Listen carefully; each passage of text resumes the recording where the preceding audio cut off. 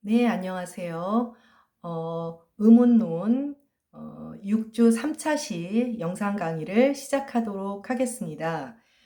지난번에 이제 그 음절에 대한 이야기를 마치고 음소와 형태소 이제 좀 다른 영역으로 이제 넘어가게 되는데요. 우리가 의문론이라는 그 분야가 이제 나중에 다시 한번 나오겠지만 순수 의문론 영역이 있고 형태 의문론 영역이라고 하는 것이 있어요. 일단 형태 의문론이라는 거는 우리가 지난번 음절 연결과 관련되어서 공부를 하면서 짐작을 했겠지만 이게 단순하게 분절음의 연결만이 아니죠. 뭐 양만이라든지 우리 강만과 같이 음절 연결해서 의문 가정이 개입하는 경우와 개입하지 않는 경우가 있음을 우리가 확인했었잖아요. 근데 이거는 결과적으로 언어라고 하는 것이 단순히 소리의 문제가 아니라 의미와 자의적으로 결합을 해서 의사소통의 수단으로 사용되기 때문이거든요. 그렇기 때문에 우리가 의미의 최소 단위인 형태소, 그리고 형태소와 형태소의 결합인 단어와의 관련성에서 의문론의 논의가 이루어져야 합니다. 그래서 형태 의문론이라고 하는 것은 기본적으로 우리가 소리의 단위들이지만 이 소리들은 의미 전달을 위해서 형태소의 결합, 단어의 결합, 그리고 그 과정 중에서 소리의 변화, 그러니까 분절음의 변화, 즉 음소의 교체 이런 것들이 일어나게 되는 것이죠. 그게 이제 형태 의문론이에요. 이제 나중에 배우게 될 것이고, 사실 우리는 무엇을 지금까지 공부해 왔냐 하면 그 순수의문론의 영역을 공부했던 것입니다. 그러니까 순수의문론의 영역은 말 그대로 분절음, 자음, 모음 이것이 음소 목록으로 해당 언어에서 어떻게 설정될 수 있는가. 순수의문론의 영역에서 가장 중요한 것이 해당 언어의 어떤 그 particular language에서의 어떤 그 포님의 그 목록을 확인하는 것이 가장 중요한 일이거든요. 그래서 사실 우리가 그와 같은 것에 대해서 공부를 했던 것입니다. 그래서 아직 이제 형태 의문 과정, 아직 우리가 의문 과정은 이제 가장 마지막에 가서 다루게 되는 부분이기 때문에 그에 앞서서 그렇다면 우리는 지금 여태까지 소리의 영역, 언어의 두 가지 기둥 가운데 소리의 영역에 대해서 공부를 했기 때문에 다른 한쪽 기둥인 어떤 그 의미 단위인 형태소와 어떻게 연결되어 있는가를 살펴보게 되는 차례인 것 같습니다. 그래서 제목은 이제 음소와 형태소 이렇게 되어 있지만 뭐 형태소에 대한 논의를 하는 것은 이제 국어 문법론에서 다룰 영역이고 우리는 의문론의 관점에서 이런 어떤 의미 단위, 의미의 최소 단위인 형태소가 어떻게 연결되어 있는가만을 살펴보면 될 것 같아요. 기본적으로 우리가 PPT 14쪽을 보면 언어는 의미를 전달하기 위한 기호 체계다. 그러니까 기호라는 말은 이제 코드라는 뜻입니다. 그러니까 코드를 기호라고 번역하시는 분도 있고 부호라고 번역하시는 분도 있긴 한데 기호학이라는 학문이 있어요. 세미오틱스라고 해서. 그러니까 이 기호라고 하는 것은 사실 문자만을 포함하는 것은 아니에요. 신호등도 기호가 되고요. 또 어떤 예를 들면 십자가나 절반자 같은 어떤 상징 기호 이런 것들도 기호가 되고요. 그래서 이제 그 가운데에서 이제 언어 기호에 해당하는 것이 우리의 최대 관심사가 되겠죠. 그래서 의미를 전달하는 언어는 의미를 전달하기 위한 기호 체계, 그러니까 의미를 담고 있는 음성 형식이라고 하는 기호가 되겠죠. 따라서 언어 기호는 음성이라는 물리적 기호 형식의 포맷에 의미라는 그 기호 내용 컨텐츠가 결합하여 이루어지는 체계예요. 근데 그 결합의 과정은 필연적이다, 자의적이다. 자의적이라는 것을 배웠죠. 자의적이고 임의적이죠. 굉장히 우연의 소산물이라고 했습니다. 그래서 이런 어떤 그 물리적인 음성 형식, 그 기호 형식과 그 다음에 인간의 의미 개념을 전달하는 그 기호 내용 컨텐츠가 결합한 최소의 언어 단위가 바로 최소의 언어 단위로서의 그 기호가 형태소가 됩니다. 그러니까 이거를 기호의 관점에서 한번 들여다보면 이런 정의가 가능하죠. 그러니까 언어학적 정의로는 우리가 최소의 유의미적 단위, 의미를 가진 최소 단위, 이제 그것이 형태소가 되는 거지요. 그래서 이제 우리는 어찌되었건 간에 소리만으로는 언어 기호가 아니잖아요. 그러니까 이 언어 기호, 음성 기호가 어떻게 의미를 전달하는 것과 관련을 갖는가, 그러니까 한번 살펴보게 됩니다. 다음 페이지로 갈까요? 네, 여기는 지금 거기에 아마 중고등학교 때 배우는 걸로 알고는 있습니다만은 아마 심화학습 같은 것에서 배우게 될 거예요. 이제 그 뒷페이지에 보면 미리 한 번쯤 다들 훑어봤겠지만 다음 페이지에 이제 페르디낭 드 소시르라고 하는 스위스의 언어학자가 이제 제안한 개념입니다.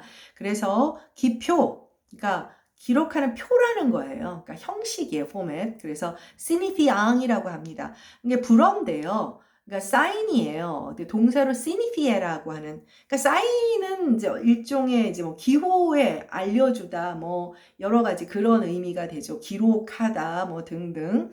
그래서 signifie라고 하는 동사가 있는데 그것의 현재 분사 형태가 signifiang이고 그 다음에 과거 분사 형태가 signifie가 돼요. 비슷하죠, 그 영어랑. 그래서 그 나타내고 있는 것이라는 signifiang의 의미는 일종의 음성 형식인 나타내요. 그래서 그것을 기표라 하고 그 음성 형식인 시니피앙이 담고 있는 내용은 이제 의미하는 바가 되겠죠. 그래서 이제 그 좀 더 수동적인 의미를 갖게 되는 기의 시니피에라고 부릅니다. 그래서 기표는 시니피앙, 기의는 시니피에라고 불러요. 그래서 페르디낭드 소시르라고 하는 언어학자가 정의한 어떤 기호라고 하는 것, 특히 언어 기호의 근본을 이루는 두 성분이죠. 엄청 어렵게 얘기를 했지만 사실은 이제 언어만 놓고 얘기를 하면 음성과 의미 이렇게 하면 되는 건데 이제 이거를 기호라고 하는 좀 더 포괄적인 개념 속에 포함하려고 하니까 이제 새로운 개념으로 이제 대응을 시킨 것뿐입니다. 그래서 기표는 소시르의 정의에 의하면 지각 가능하고 전달 가능한 물질적 부분이다. 음성은 선생님 거듭 말했잖아요. 물리적인 속성을 갖고 있는 것이다.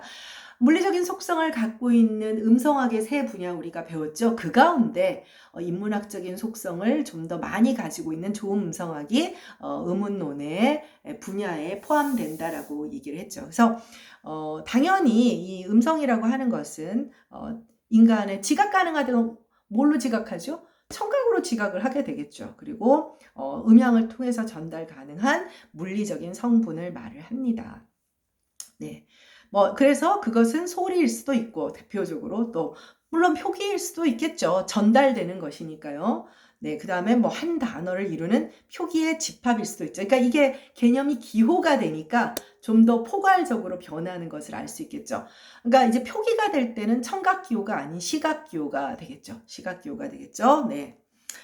기의는 이와 대조적으로 독자나 왜냐하면 표기가 될 때는 시각 기호가 되니까요. 청자의 내부에서 형성되는 기호의 개념적인 부분이죠. 그러니까 우리가 구어를 통해서 청각을 통해서 들을 때 환기되는 의미 그리고 또 이제 그 독서를 리딩을 하면서 시각적인 그런 자극을 통해서 얻게 되는 환기되는 개념들. 그러니까 수단은 다르지만 그로 인해서 환기되는 우리의 어떤 우리가 지각하게 되는 기호의 개념적 부분이 이제 signifi에 기의가 되는 것입니다.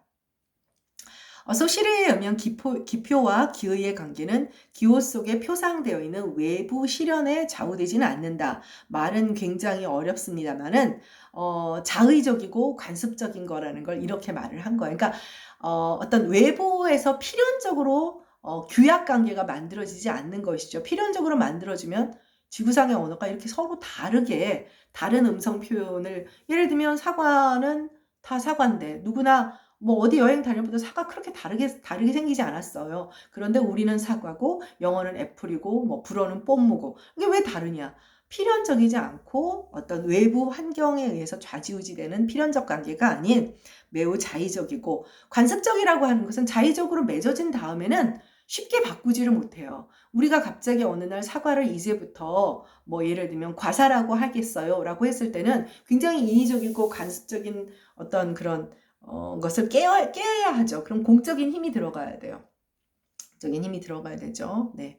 그래서 나무라는 문자 자체는 뭐 예를 들면 기표, 그 나무의 문자 의미는 바라를 듣거나 바라면서 우리 속에 떠오르는 개념이다. 뭐 세점 똑같은 얘기지만 이 관계는 이처럼 기표의 기의가 결합되어서 기호로서 단어나 형태소가 되죠. 그러니까 기호로서 가장 작은 단위. 왜냐하면 단어라고 하는 것은 형태소와 형태소가 사과나무도 단어는 단어잖아요. 그런데 이건 뭐예요? 이제 복합어죠. 복합어죠. 두 개 이상의 형태소가 결합된 거니까. 그러니까 가장 작은 기호 단위는 이제 형태소가 돼요. 당연한 얘기인데 여기에 이제 그 기호학이라고 하는 그런 개념을 그러니까 지금은 뭐 당연한 거 아니야? 라는 생각이 들지만 20세기 초에 형성되는 그런 기호학적인 관점에서는 이제 좀 더 참신한 개념이라고 할 수가 있죠. 기호학이라고 하는 학문은 사실 좀 유럽에서 좋아했던 학문이고 지금도 기호학적인 연구는 있어요. 그러니까 이 기호학은 인지심리학 같은 데서도 활용하는 그런 개념이라고 합니다. 네, 다음 페이지로 가도록 하겠습니다. 네, 이 사람이 페르디낭드 수시르라고 하는 사람이에요. 그렇게 오래 살지는 않았죠. 뭐 옛날 사람들이 뭐 요즘처럼 네, 네, 평균 수명이 높았던 것 같진 않아요. 스위스의 언어학자였고요. 제네바 출생의 사람이에요. 스위스는요, 기본적으로 그 여러분들이 알고 있는 것은 뭐 용병의 나라 뭐 이렇게 생각을 하고 뭐 알프스의 나라지만 사실은 언어적으로도 굉장히 재밌는 나라인데 독일어도 사용을 하고요. 로망서도 사용하고요. 그러니까 이 언어적으로 그러니까 유럽이라고 하는 나라가 그래요. 그러니까 인도 유럽 어족이라고 해서 같은 계통의 언어라고 했잖아요. 그래서 사실은 어떤 그 우리처럼 어떤 그 민족과 국경의 영역이 굉장히 좀 선명하지는 않죠. 중국 같은 경우는 물론 주변에 여러 이제 그들은 뭐 우리는 동쪽 오랑캐, 북쪽 오랑캐, 오랑캐라고 부르는 여러 가지 주변의 어떤 그 소수민족들 뭐 다 자기네가 지배하고 있는 민족이라고 생각을 했겠지만 유럽 같은 경우는 같은 계통의 언어를 사용하고 이제 같은 계통의 물론 그들도 게르만족이다, 뭐 로망스족이다, 뭐 예를 들면 뭐 슬라브족이다 하는 차이는 있지만 어떤 아시아 쪽보다는 조금 그 경계가 좀 불분명했던 것 같아요. 어쨌든 이 사람이 이제 당연히 스위스의 그 이제 이 사람은 프랑스 계통의 언어를 사용했던 것 같아요. 그래서 책도 보면 여기는 지금 코र्스 맨 밑에 보면 1916년에 출간한 Course in General Linguistics에서 일반 언어 강의라는 책인데 그 구조주의를 상징하는 20세기 초의 아주 대역작이라고 할 수가 있는 책이에요. 근데 원래 원전은 Cours de Linguistique Générale라고 해서 프랑스어로 만들어진 책이었어요. 그러니까 불어가 모국어인 화자라고 할 수가 있죠. 1901년부터 1913년까지 제네바 대학의 교수를 지냈고 인도 및 유럽의 비교 언어, 그러니까 인도 유럽 어족이 같은 인도어도 같은 그 유럽 어족이거든요. 그러니까 한번 얘기를 했을 텐데 아리안족이 동진을 해서 이제 정착을 했을 뿐이고. 그래서 그 비교 언어학, 역사 비교 언어학이죠. 세계 최초의 탁월한 업적을 이루었고 또 만년에는 일반 언어학의 그 어떤 공통된 특질에 대해서 연구를 하면서 우리가 일반적으로 사용하고 있는 통시 언어학, 뭐 공시 언어학, 또 랑그나 빠롤 뭐 이런 그런 개념들을 이제 이제 규칙 뭐랄까요? 이제 새롭게 제안을 한 거예요. 우리가 영어에는 랭귀지밖에 없어요. 영어에는 랭귀지밖에 없는데 불어에는 랑그가 있고 랑가즈가 있어요. 이 랑가즈가 랭귀지랑 스펠링이 똑같은데 그러니까 랑그랑 랑가즈는 굉장히 다릅니다. 물론 여기 빠롤이라고 하는 것도 있는데 빠롤은 불어로 빠흐레라고 해서 speak 말하다예요. 그러니까 빠롤은 뭐냐면 구어의 현실에서 실제 사용되는 그런 언어라는 뜻이고요. 랑그는 여기 소개됐다시피 사회 습관으로 체계화된 어떤 추상적인, 그러니까 한 언어 공동체의 추상적인 언어 규범을 포함해서 규칙, 뭐 이런 것들을 다 포괄하는 추상적, 빠로를 규제라는 표현은 컨트롤 할 수 있는, 그래서 이런 것을 구별했어요. 그러니까, 아까 말했던 랑가즈는 좀 뭐랄까, 일반적인 언어다라는 용어라면, 랑그는 인간의 언어 습득 능력, 언어를 구사하는 능력, 또 언어의 규범과 같은 인간의 현실 언어를 컨트롤하는 그런 추상적인 그런 개념으로 그것을 제안했던 사람이에요. 그리고 앞서도 살펴봤던 시니피앙이나 시니피에 같은 그런 개념도 제안했던 사람입니다. 그리고 이게 결과적으로 뭐냐면 구조 언어, 구조주의 언어, 이제 스트럭처럴리즘이라고 하는 것을 제안을 하게 됩니다.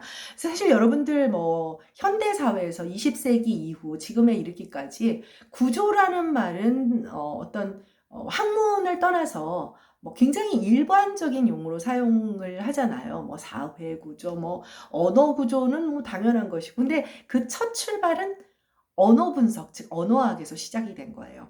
그 이후에 이제 문학에서 굉장히 적극적으로 받아들이고, 뭐 예를 들면 건축이나 이런 것들도 구조 개념, 그러니까 구조라는 개념이, 스트럭처라는 개념이 아주 고대로부터 있었던 것은 아니에요. 그러니까 구조라는 개념은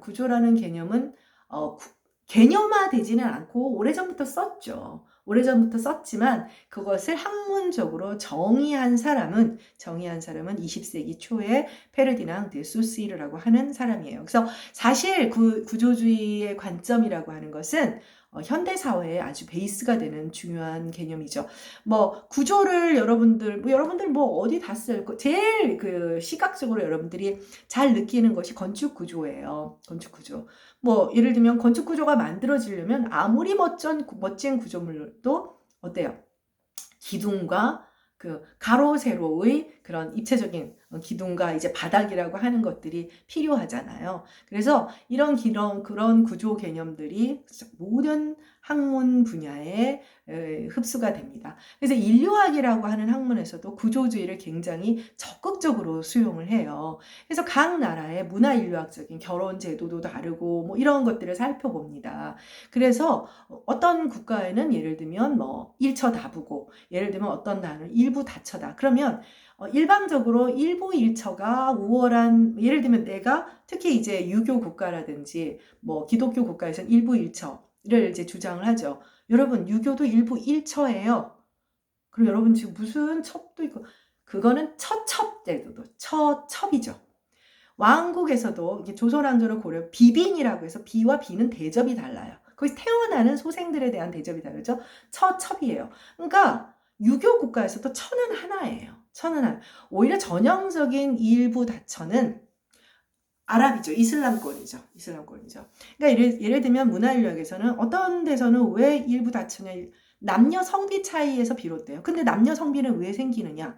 전쟁이나 뭐 이런 것을 통해서 남성의 인구가 아무래도 남자들이 죽게 되면 이제 여성과 자녀가 살아남기 힘들면 사실은 이제 그 뭐랄까요? 사회 구조에서 문제가 생기죠. 그러니까 그들을 경제적으로 그리고 그녀가 이제 과부가 되면서 거느리게 된 아이들, 그들의 생계와 관련돼서 결혼 제도의 모양이 달라진다.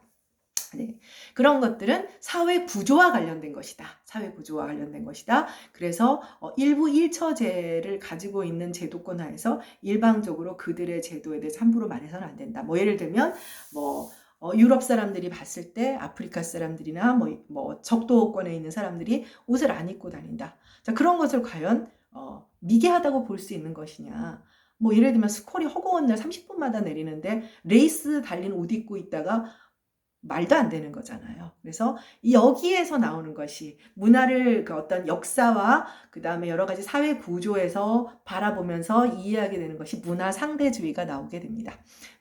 이런 것들은 이제 나중에 여러분들이 문명사와 관련되는 책들을 보면 구조주의의 그 관점들이 얼마나 깊게 배어 있는지를 알 수가 있죠. 계층이라든지 뭐 하이어라키라든지 뭐 유형 패러다임이라든지 뭐 시스템이라든지 체계라든지 이런 것들은 다 스트럭처, 구조주의와 관련되는 용어입니다.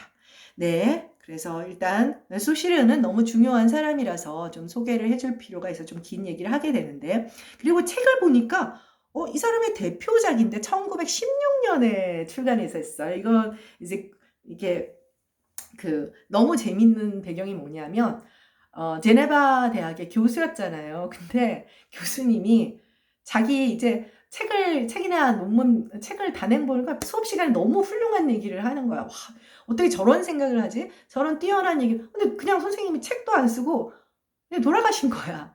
제자들이 야 이거는 정말 이대로 흘려보내서는 안 된다라고 해서 자기들이 가지고 있었던 강의 노트로 만든 책이에요. 그래서 책 제목이 뭐냐면 Cours de Linguistique Générale, 코र्스. 일반 언어학 강의인 거예요. 그래서 책 제목에 코र्스라는 말이 들어가 있는 거예요. 그러니까 인트로덕션이 아니고 코र्스라고 들어있는 이유가 뭐냐면 그래서 이게 되게 재미있는 것이 뭐냐면 이제 나중에 혹시 이제 기회가 되면 이제 강의 진도 나가고 선생님 안 까먹고 소개를 선생님이 가지고 있는 책인데 책이 굉장히 두꺼워요.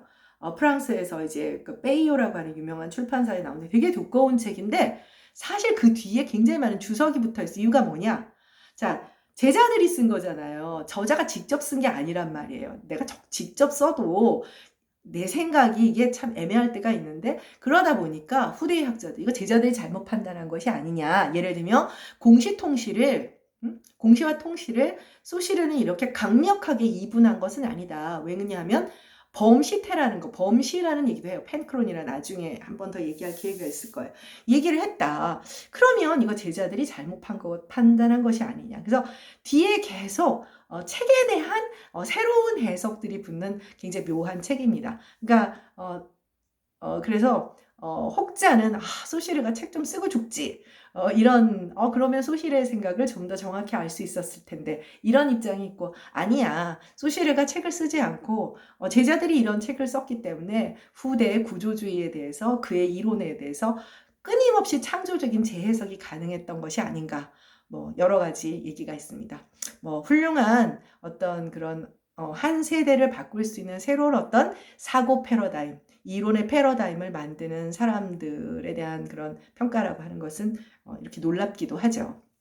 네, 다음 페이지로 가도록 하겠습니다. 17쪽입니다. 네, 혹시 이제 소시르 얘기 듣느라 요건 좀 재밌죠? 이런 얘기들은 형태소 얘기를 홀랑 까먹었는지 모르겠지만 자, 다시 이제 그 음소와 형태소의 관계에서 중요한 개념이 나옵니다. 이 형태 여러분들 다 알고 있어요. 자, 예를 들면 하나의 형태소가 가장 대표적으로 여러분들이 알고 있는 이 형태가 뭐냐면 주격조사가 이와 가가 있지요. 네, 분명히 주격소사라고 하는 문법 형태소인데 이 형태가 있어요. 이 형태의 출현은 어떻죠? 선행하는 어감 발음이 자음이냐 모음이냐에 따라서 조건에 따라서 이 형태가 교체를 하죠. 이 형태가 없는 조사들, 문법 형태소들도 있어요. 사과? 안 바뀌겠죠? 네, 그리고 또 뭐 조사 같은 경우 만 안 바뀝니다. 그렇지만 이 형태를 안 갖고 있는 형태소나 뭐 단어들도 있을 수 있지만 단어는 이 형태랑은 상관이 없네요. 말실수. 그러나 이 형태를 가지고 있는 형태소들도 많습니다. 그렇죠? 뭐 목적격 조사라든지 네. 자, 그래서 이번에는 그 이 형태들이 한 형태소가 이 형태로 조건에 따라 달라지게 나타나는 것을 교체 알터네이션이라고 하죠. 아마 문법론 시간에 흥미롭게 들었던 친구들이 꽤 있지 않을까 합니다. 그래서 그 부분에 대해서 살펴보게 될 겁니다. 네. 잠깐만요. 네. 한 형태소의 음성적인 모양이 환경에 따라 다르게 나타나는 현상을 형태소의 의문론적 교체 혹은 형태의문론적 교체라고 해요. 그러니까 보통은 형태소의 의문론적 교체라는 표현은 문법 쪽에서 좀 잘 쓰는 것 같고요. 의문론 쪽에서는 형태의문론적 교체라는 말을 많이 씁니다. 그래서 여러분들이 뭐 표준국어 문법론이나 이제 아마 고영근 선생님이라는 분의 조남을 많이 들어봤을 텐데 고영근 선생님 같은 경우는 이제 의문론하는 사람들은 순수 의문론에는 머물러라. 형태 의문론은 형태소의 의문론적 교체니까 형태 의문론이라는 표현을 하는 것도 못마땅하다 이렇게 이제 주장하시기도 해요. 이제 그것은 각자 근데 이제 사실은 또 그렇게 말하면 형태론과 통사론은 또 별개의 그 어떤 언어학의 하위 분야잖아요. 근데 형태 통사론도 분명히 있습니다. 그래서 초기 촘스키의 이론에서는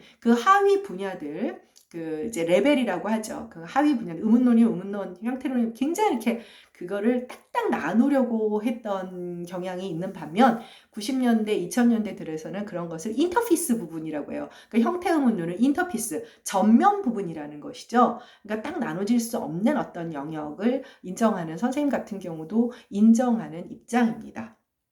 그래서 여기서 중괄호가 나와 있는데요. 중괄호는 형태소를 표시합니다. 네, 그래서 형태소는 의미 단위니까 이 안에 이제 편의상 한글 단어로 쓰는 것일 뿐이고요.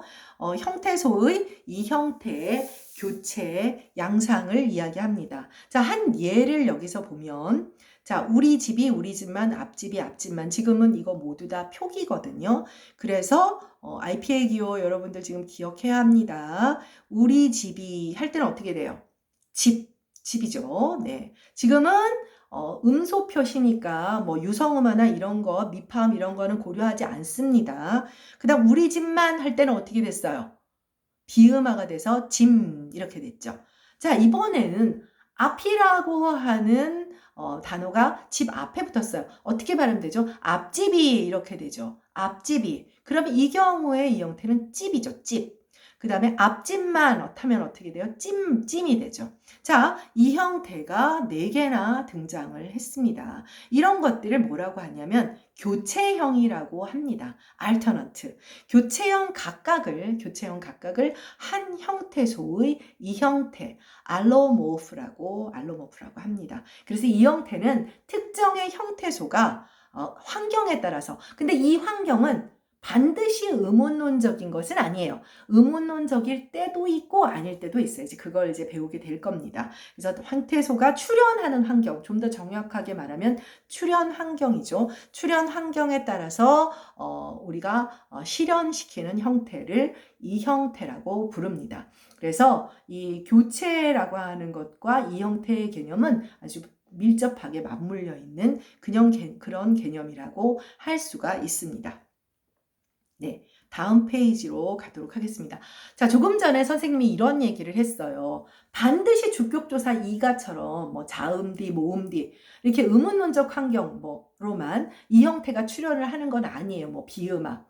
다른 조건들도 있어요. 그래서 형태소의 이 형태 교체는 이제 여러 가지 종류가 있는데 문법론 쪽에서 보는 또 교체의 조건은 다른 걸로 알고 있는데 이건 이제 의문론의 입장에서 바라보는 교체의 종류입니다. 그래서 교체의 조건에 따라 조건 교체, 무조건 교체. 그러니까 컨디션이 정해지는 그런 거예요. 근데 이 조건도 의문론적일 수도 있고 의문론적이지 않을 수도 있어요. 그래서 보통은 뭐라고 하냐면 의문론적으로 조건되었느냐, 비의문론적으로 조건되었느냐 이렇게 말을 하는데 그 문법 하시는 분들, 형태통사론 하시는 분들은 비의문론적 조건, 그 비의문론적이라는 말에는 형태론적인 것, 통사론적인 것, 또 의미론적인 것이 다 포함이 되거든요. 그래서 그렇게 말을 하면 굉장히 싫어하십니다. 그래서 뒷페이지에서는 아마 의문론적인 조건과 형태론적인 조건만 소개를 했는데 의문론 논문이나 또 선생님 논문 여러분들이 발표 준비하려고 보면 비의문론적이라는 말을 굉장히 뭉뚱그려서 많이 써요. 네, 많이 쓰니까 그 용어도 의문론적 조건이 아닌 것은 비의문론적 조건이다. 그 안에는 형태론적인 것도 있고 통사론적인 것도 있고 의미론적인 것도 있고 화용론적인 것도 있어요. 화용론적인 것도 있습니다. 그 다음에 교체의 동기에 따라서 교체의 동기라고 하는 것은 모티베이션이에요. 그러니까 자동적이냐 비자동적이냐라는 개념이 있습니다. 자동적인 교체는 오토매틱하다고 해서 보통은 그 조건이 음성 의문론적으로 설명이 가능할 때, 예를 들면 비음 앞에서 교체가 이루어지는 것은 음절 연결해서 필수적이다. 그쵸? 예를 들면 뭐 밥 플러스 만인데 밥만 비음화가 일어나야 된다라고 하는 것은 한국어의 음절 연결 규칙에서 비음 앞에서는 폐쇄음이 발음될 수 없다라고 하는 제약이 있잖아요. 그렇게 음성 의문론적인 어떤 조건을 설명을 할 수 있을 때는 오토매틱한 그런 알터네이션이라고, 그러니까 자동적 교체라고 부르고요. 반면에 그렇지 않을 경우 음성적 설명이 불가능할 때는 불가능할 때는 비자동적 교체라고 부릅니다. 의문문적 설명이 불가능할 경우들이 있어요. 그 다음 교체의 방식이라고 하는 것은 이게 교체가 단어 하나, 형태소 하나하나만 단독적으로 움직여지는 것이 아니에요. 비슷한 패러다임을 보이는 것들이 있어요. 이제 선생님 논문 보면 패러다임이란 말이 굉장히 중요한 개념으로 나오게 되는데, 그래서 비슷한 패러다임이 함께 움직이고 그 동기를 설명할 수 있을 때 정확하게 설명할 수 있을 때 이제 규칙적이다라 하고, 그렇지 않은 경우에 도대체 이 변화가 왜 일어나는지 도저히 예측 가능성, 그러니까 예측 가능할 때 규칙적, 예측 가능성이, 다시 정리할게요. 예측 가능성이 보이는 규칙 유형을 예측 가능성이 보이는 것을, 그런 교체를 규칙적 교체, 예측 가능성이 없고 불규칙하게 일어나는 것을 이제 예측 가능성이 없을 때 불규칙 패러다임이라고 합니다. 비슷한 얘기를 한꺼번에 하는 게 나을 것 같아서 오늘은 조금 한 1, 2분 빨리 끝내도록 하겠습니다. 수고했습니다. 다음 주에 봐요.